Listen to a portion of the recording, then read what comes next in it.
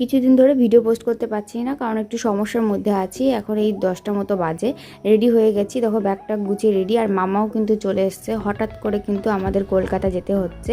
তো গাড়ি বুক করা হয়ে গেছে। বাইরে কিন্তু ভীষণ বৃষ্টি, মানে 2 ঘন্টার মধ্যে রেডি হওয়া ভীষণই চাপের হয়ে যায়। তারপরে ছেলের জিনিসপত্র কোনটা নেবো আর কোনটা নেবো না, ওর খাওয়া দাওয়ার ব্যবস্থা করে গুছিয়ে নিয়ে যাওয়া খুবই চাপের ব্যাপার।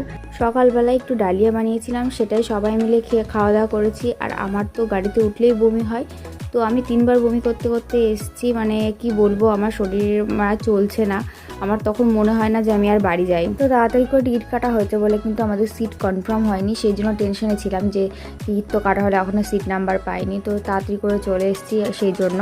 যাই হোক, আমাদের সিট নাম্বার পাওয়া হয়ে গেছে। এখন ফার্স্টে আগে ছেলেকে খাইয়ে নেবো, কারণ ওকে সকালে খাইয়েছিলাম আর এতক্ষণ কিন্তু ওকে খাওয়ানো হয়নি। ওর জন্য একটু খিচুড়ি মিক্সার করে এনেছিলাম, সেটাই এখন খাওয়াবো। আর এখনই কিন্তু আমাদের বোর্ডিং পাসের টাইম হয়ে